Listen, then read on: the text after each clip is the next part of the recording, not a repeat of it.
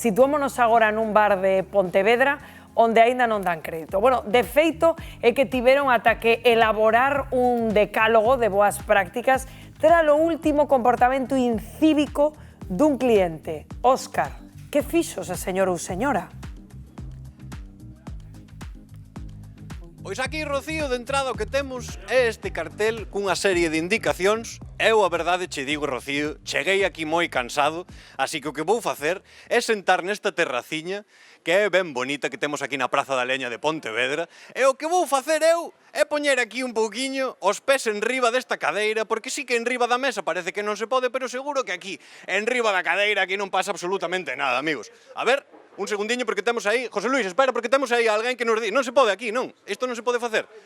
A ver, os pés non se poden poñer aí. Non se poden poñer na cadeira. Os pés non se poden poñer aquí, amigos, porque isto... Non se pode poñer na cadeira porque isto hai máis xente ao redor. Hai máis xente ao redor, amigos, e isto xa cho fixeron máis dunha vez, a que sí? Máis dunha vez. De feito, este último caso que tiveches non foi poñer os pés enriba da mesa. Como foi exactamente, Suso? O último caso foi poñer os pés encima da cadeira e coller a auga que eu lle acababa de poñer, que era unha auga de litro, e botar no vaso e despois coller e botar por enriba dos pés.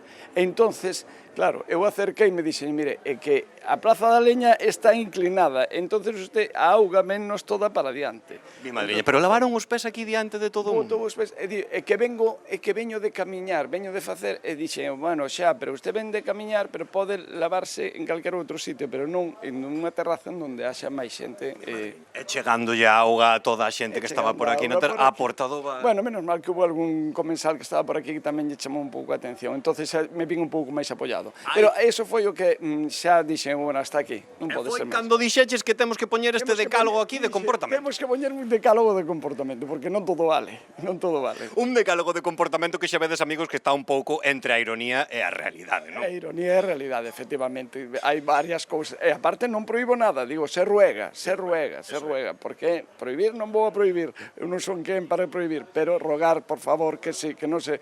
Un comportamento un pouco cívico. É cívico, porque xa vedes as normas, por exemplo, que incluso dar os bos días, que moitas veces é algo que olvidamos. Bueno, eso xa está olvidado, eso xa chegar e dicir bo día, mire, podería comer ou podería tomar algo, podería sentarme, eso xa non, eso xa... Iso xa non, pero hai unha cousa que me gusta moito, compañeiros, que quero despedir polo menos con isto, porque hai aquí unha que pon: o pulpo a feira non leva patacas, amigos. Isto temos que explicalo, Suso, por amor de Deus xa, para que todo o mundo tome nota. O pulpo a feira non leva pataca. Que é o que leva pataca? O pulpo a galega leva patata. E leva patata cocida na auga do pulpo. E leva unha allada por enriba. Entón, iso hai que explicarlo moi ben, porque a xente chega e di, no, pues donde yo vivo, al pulpo le ponen patata, e lleva patata por debajo, e entonces eu digo, vale, moi ben, entonces eu, se quere, poñolle patatas, pero que lle poña de patatas, saco yo do pulpo. Bueno, entonces no. Ah, caralla, aí xa queremos o pulpo a feira, amigos. Queremos o pulpo a feira non leva patacas. Aí está, pois xa vedes que isto é unha especie de norma, un decálogo de normas bastante graciosas, pero que tamén nos indica un pouco que teñamos un pouco de amabilidade, que non perdamos as formas nunca. Amigos, desde aquí, desde Pontevedra, desde a Praza da Leña, xa sabedes, temos unha boa lección, amigos, o pulpo a feira non leva pataca, que o tome nota aquí todo o mundo, por favor. Sería interesante non lavar os pés na terraza como se atoparon aí nese bar.